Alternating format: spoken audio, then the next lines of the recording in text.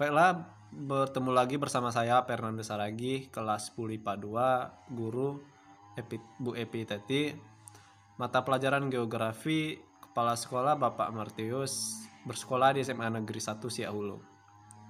Ya, kali ini saya akan membuat video rekam layar, materi yaitu ringkasan bab 5 litosfer dalam kehidupan yang diberikan pada 7 Januari 2021 oleh Bu Epi Teti. Langsung saja kita bahas materi ringkasan yang telah saya rangkum ini.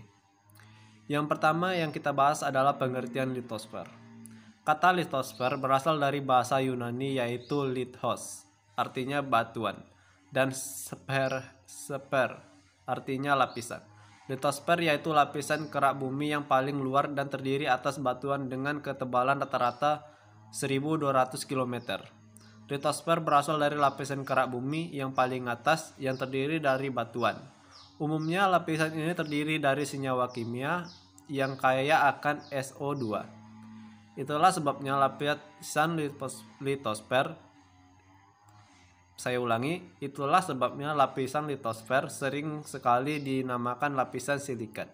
Menurut Clarke dan Washington, batuan atau litosfer di permukaan bumi ini hampir 75% terdiri dari silikon oksida dan aluminium oksida.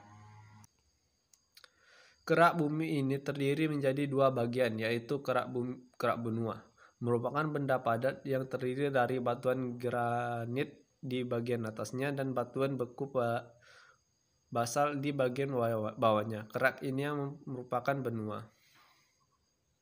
Kerak samudra merupakan benda padat yang terdiri dari endapan di laut pada bagian atas, kemudian di bawahnya batuan-batuan vulkanik dan yang paling bawah tersusun dari batuan beku, gabbro, dan peridolit karena ini menepati dasar samudra. Berikutnya adalah jenis lapisan kulit bumi atau litosfer. Litosfer disebut juga kulit bumi, terdiri dua bagian yaitu lapisan sial, yaitu lapisan kulit bumi yang tersusun atas logam, silisium, dan aluminium. Senyawa yang dalam bentuk SiO2 dan Al2O3. Pada lapisan sial, silisium, dan aluminium ini antara lain terdapat batuan sedimen, granit andesit, jenis-jenis batuan metamor, dan batuan lain yang terdapat di daratan benua. Lapisan sial dinamakan juga lapisan kerak bersifat padat dan batu bertebaran rata-rata 35 km. Itulah sebabnya mengapa lapisan litosfer sering sekali dinamakan dengan lapisan silikat dengan memiliki ketebalan rata-rata 30 km yang terdiri atas dua bagian, yaitu litosfer atas merupakan daratan dengan kira-kira 35% atau 1/3 bagian. Litosfer bawah merupakan lautan dengan kira-kira 65% atau 2/3 bagian. Lapisan sima, silisium magnesium, yaitu lapisan kulit bumi yang tersusun oleh logam silisium dan magnesium dalam bentuk senyawa SiO2 dan MgO. Lapisan ini mempunyai berat jenis yang lebih besar daripada lapisan sial karena mengandung besi dan magnesium, yaitu mineral ferro dan magnesium dengan batuan basal. Lapisan merupakan bahan yang bersifat elastis dan mempunyai ketebalan rata-rata 65 km.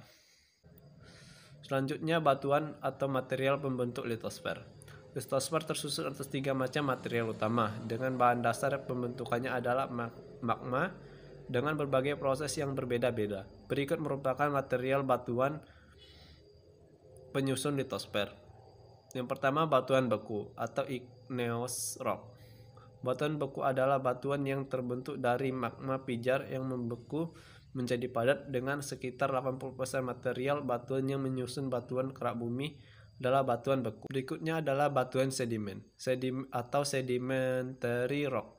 Batuan sedimen merupakan batuan mineral yang telah terbentuk di permukaan bumi yang mengalami pelapukan. Bagian-bagian yang lepas dari hasil pelapukan tersebut terlepas dan ditransportasikan oleh aliran air, angin, maupun oleh glaster yang kemudian terendapkan atau tersedimentasi, dan terjadilah proses diagenesis yang menyebabkan endapan tersebut mengeras dan menjadi batuan sedimen. Batuan sedimen berasal dari proses pembentukannya sendiri atas batuan sedimen klastik dan batuan sedimen kimiawi. Berikutnya, batuan sedimen organik.